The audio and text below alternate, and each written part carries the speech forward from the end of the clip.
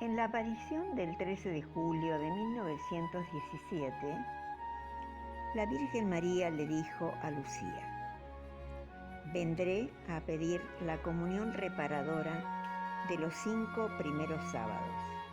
María cumple la promesa de los 5 sábados el 10 de diciembre de 1925. Narra Lucía: ese día, estando en mi habitación en Pontevedra, España, se me apareció la Santísima Virgen y al lado, como suspendido en una nube luminosa, el niño.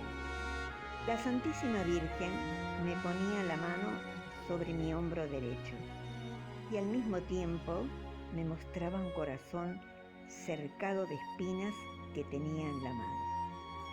Entonces dijo el niño: ten compasión del corazón de tu Santísima Madre, que está cubierto de espinas, que los hombres ingratos le clavan continuamente sin que haya nadie que haga un acto de reparación para arrancárselas. Y enseguida dijo a la Santísima Virgen: mira, hija mía, mi corazón cercado de espinas, que los hombres ingratos me clavan continuamente con blasfemias e ingratitudes. Tú, al menos, procura consolarme y di que a todos aquellos que durante 5 meses seguidos, en el primer sábado, se confiesen y reciban la Santa Comunión, recen el Santo Rosario y me hagan 15 minutos de compañía meditando en los misterios del Rosario, con el fin de desagraviarme, yo prometo asistirlos en la hora de la muerte con todas las gracias necesarias para su salvación. La salvación de las almas, especialmente de aquellas que más lo necesitan, arrebatándolas del fuego del infierno que las amenaza, es la intención principal de la práctica de los 5 primeros sábados del mes.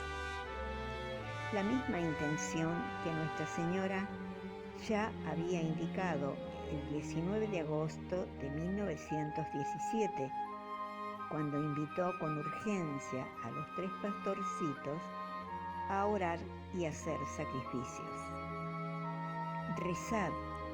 Rezad mucho y haced sacrificios por los pecadores, pues van muchas almas al infierno por no haber quien se sacrifique y pida por ellas.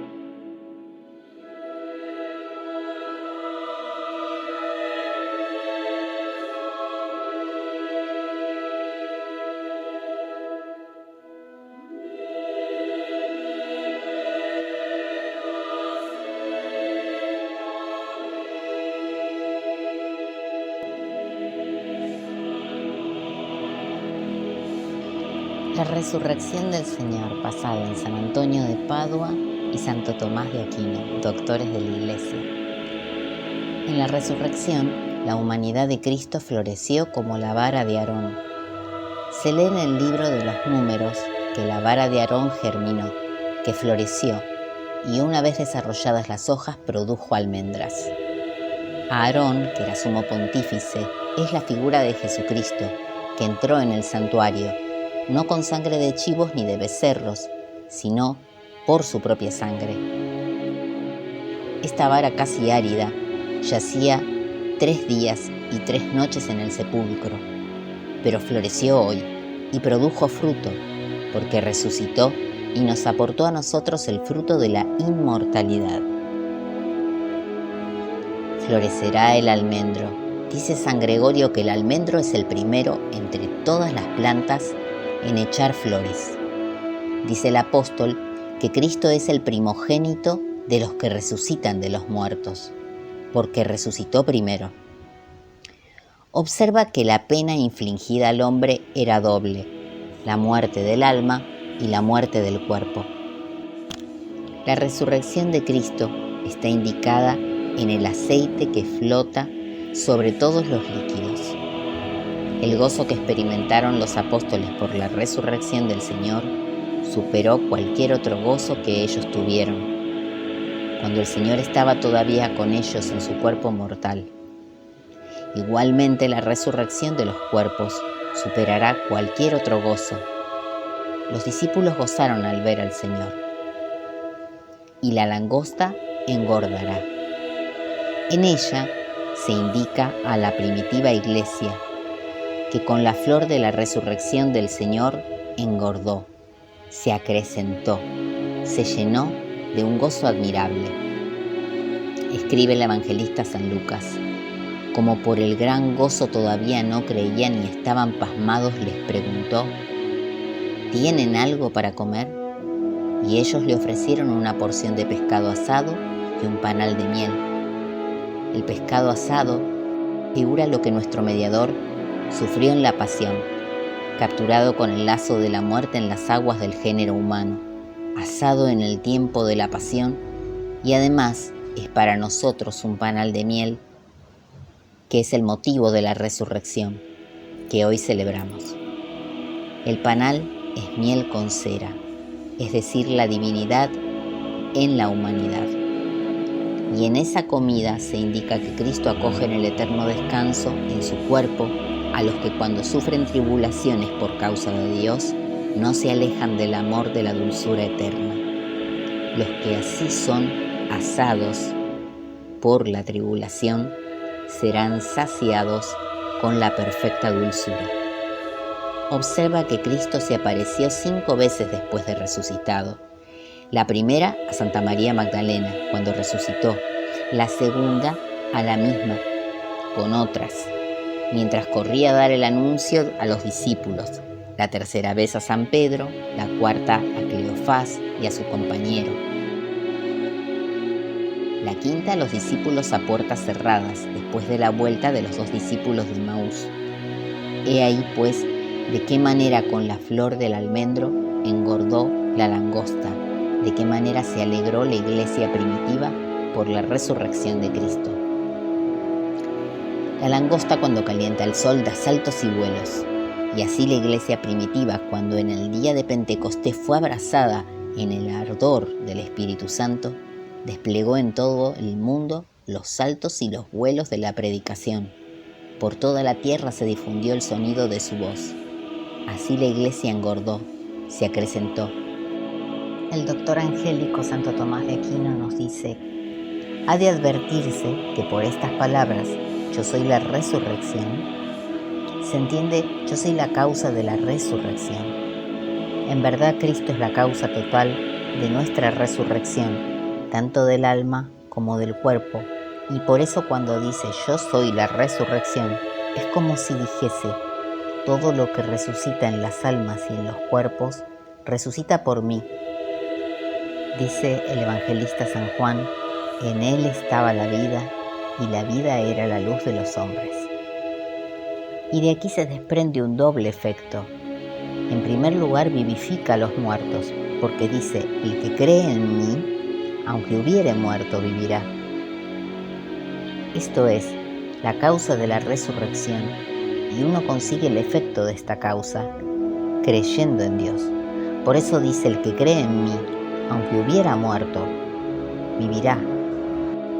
Ya que es como si el Señor dijera: por el hecho de creer, me poseen en sí mismos. El que me posee tiene vida, tiene en sí la causa de la resurrección. Luego, el que cree en mí, vivirá. Y el segundo efecto, porque Él es la vida y conserva a los vivientes en la vida. Por eso dice: todo aquel que vive y cree en mí, con la vida de justicia de la cual dice Habacuc: el justo en su fe vivirá, no morirá jamás. Esto es, con muerte eterna, sino que tendrá vida eterna. La voluntad de mi Padre que me envió es esta: que todo aquel que ve al Hijo y cree en Él, tenga vida eterna. En los evangelios vemos que hay relatadas muchas resurrecciones, la de Lázaro, el hijo de la viuda, pero la resurrección de Cristo difiere de la resurrección de estos otros casos en 4 cosas. Primero, ¿cuál es la causa de la resurrección? Los otros que resucitaron no resucitaron por propia virtud, sino por la virtud de Cristo. Pero Cristo resucitó por su propia virtud, pues no solo era hombre, sino que también era Dios. Esto es lo que dijo el Señor y está narrado en el Evangelio según San Juan: tengo poder para exponer mi alma y poder para asumirla de nuevo. Y aunque murió, esto no fue por debilidad o por necesidad, sino por virtud, porque fue voluntario.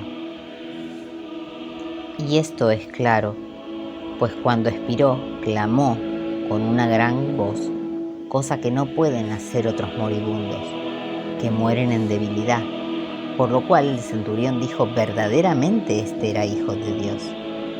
En segundo lugar, difiere de estas otras resurrecciones en cuanto a la vida a la que resucitó, porque Cristo resucitó a una vida gloriosa e incorruptible, pero los otros resucitaron a la misma vida, a la que tenían antes, y eso se ve en el caso de Lázaro y de los demás.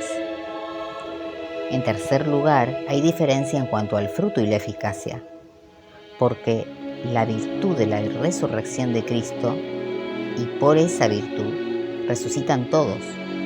Muchos cuerpos de los santos que habían muerto resucitaron, nos dice San Mateo. Y el apóstol dice en 1 Corintios 15, Cristo, primicias de los que duermen, el sueño de la muerte, resucitó de entre los muertos. Piensa que Cristo llegó a la gloria por su pasión.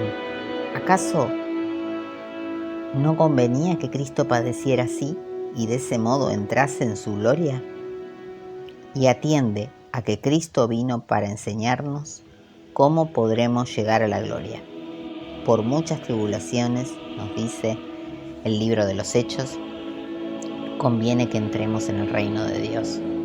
En cuarto lugar, se diferencia en cuanto al tiempo, puesto que la resurrección de los demás se difiere hasta el fin del mundo, a no ser a algunos que se les conceda, como por ejemplo a la Santísima Virgen, el privilegio.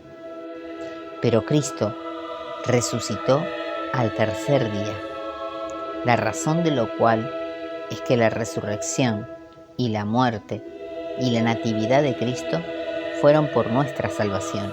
Por eso resucitó al tercer día, a fin de que se creyese que verdaderamente había estado muerto y para que los discípulos no perdieran la fe. Y de esto podemos concluir 4 cosas para edificarnos. Primero, preocupemos de resurgir espiritualmente de la muerte del alma, en la que incurrimos por el pecado a la vida de la justicia o santidad, que se obtiene por la penitencia. Esa es la resurrección primera. Dichoso el que tiene parte en la resurrección primera. En segundo lugar, que no tardes en convertirte al Señor, no lo aplaces de un día para el otro, puesto que, oprimido por la enfermedad, ya no puedes pensar en lo que toca la salvación, y también porque pierdes la participación en las buenas obras que se hacen en la iglesia e incurres muchos males por perseverar en el pecado. Y además el diablo, cuanto más tiempo te posea, tanto más difícilmente te dejará, como bien lo dice San Beda. En tercer lugar, para que resurjamos a una vida incorruptible, que no muramos de nuevo, esto es, que vivamos en tal propósito de modo que no pequemos en adelante. Cristo resucitando de entre los muertos ya no muere más. La muerte no le volverá a dominar. Y más abajo, así también vosotros consideraos muertos al pecado, viviendo para Dios en Cristo Jesús. No reine pues el pecado en vuestros cuerpos mortales, de modo que obedezcáis a sus concupiscencias, ni tampoco ofrezcáis vuestros miembros al pecado como armas de iniquidad, sino a Dios como vivos, sacados de los muertos.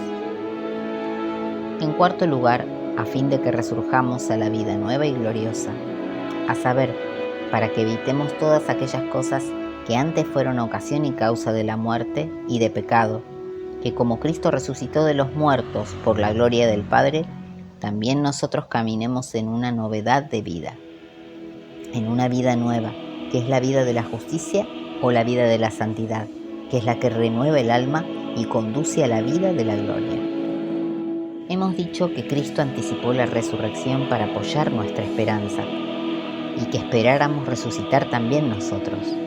Y fue necesario para reforzar esta esperanza que se manifestaran con pruebas adecuadas su resurrección y sus cualidades de resucitado. Pero no manifestó su resurrección indistintamente a todos, como había mostrado su humanidad y su pasión, sino únicamente a los testigos predeterminados por Dios, a los discípulos que había elegido para lograr la salvación de los hombres. El estado de resucitado, como hemos dicho, pertenece a la gloria del comprensor, y este conocimiento no corresponde a todos, sino solamente a quienes se hicieron dignos de él. A estos Cristo les mostró su resurrección y su gloria de resucitado. Manifestó la gloria de la resurrección, mostrando que había resucitado él mismo que había muerto, idéntico en naturaleza porque demostró que tenía verdadero cuerpo humano al permitir a los discípulos que lo palparan y que lo vieran, cuando les dijo en el último capítulo de San Lucas: palpad, ved, porque un espíritu no tiene carne y huesos, como veis que yo los tengo. Lo manifestó también realizando actos propios de la naturaleza humana, comiendo, bebiendo con los discípulos, andando, hablando muchas veces con ellos. Estos actos son propios de un hombre que está vivo. Si bien esa comida no era por necesidad, porque los cuerpos que ya son incorruptibles de los resucitados no necesitarán alimento, porque en ellos no hay desgaste que haya que restablecer con alimento. Con todo, al comer y beber demostró que era verdaderamente un hombre. También mostró que era idéntico, porque les enseñó en su cuerpo las huellas de su muerte, las cicatrices, las heridas. Por eso le dice a Tomás: trae aquí el dedo, mete tu mano en el costado, comprueba el lugar de los clavos. En el último capítulo de San Lucas dijo a los discípulos: mirad mis manos y mis pies, soy yo mismo. También fue por concesión que quedaran en su cuerpo las cicatrices de las heridas, para con ellas probar la verdad de la resurrección, porque el cuerpo resucitado, incorruptible, debería estar íntegro, aunque puede decirse que también en los mártires se mostrarán las huellas de las heridas como condecoraciones de su virtud. También muestra que es el mismo por el modo de hablar y las acciones con que suelen ser reconocidos los hombres, y por eso lo reconocieron los discípulos cuando hacía la fracción del pan, como se dice en el capítulo último de San Lucas, y él mismo les anunció que se aparecería en Galilea, donde solía tratar con ellos. Manifestó la gloria del resucitado cuando entró donde estaban con las puertas cerradas. Eso está en el Evangelio según San Juan, en el capítulo 20. Todo esto también lo mostró no solo con signos visibles, sino con señales inteligibles, cuando les abrió los sentidos para que entendieran la Escritura y les mostró con los escritos de los profetas que había de resucitar. Su resurrección restauró nuestra vida. El hombre tiene dos muertes y dos vidas. Una es la muerte del cuerpo cuando se separa del alma, pero otra es la muerte del alma por la separación de Dios.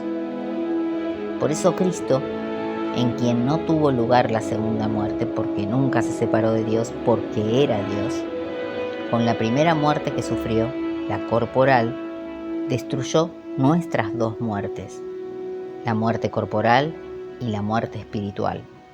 Y por contraposición podemos entender las dos vidas. Una es la vida del cuerpo y se debe al alma, la llamamos vida de naturaleza. La otra es del alma y es obra de Dios y se llama gracia. Y se realiza por la gracia por la cual Dios habita en nosotros, como se dice en Habacuc: mi justo vive de la fe. Según esto también hay dos resurrecciones, una corporal, con la que el alma se une de nuevo al cuerpo, y la otra que es espiritual, con la que el alma se une de nuevo a Dios. Esta segunda no tuvo lugar en Cristo, porque su alma nunca se separó de Dios por el pecado. Con su resurrección corporal, por tanto, fue la causa de nuestras dos resurrecciones, corporal y espiritual. Y es preciso considerar, como dice San Agustín sobre el Evangelio de San Juan, que la palabra de Dios resucita las almas, mientras que la palabra hecha carne resucita los cuerpos. Pues dar la vida a las almas es exclusivo de Dios, pero como la carne asumida por la palabra de Dios es instrumento de su divinidad y el instrumento obra en virtud de la causa principal, ambas resurrecciones, la corporal y la espiritual nuestras, tienen su causa en la resurrección corporal de Cristo. El símbolo de la fe recoge esta fe en la resurrección de Cristo cuando dice: al tercer día resucitó de entre los muertos.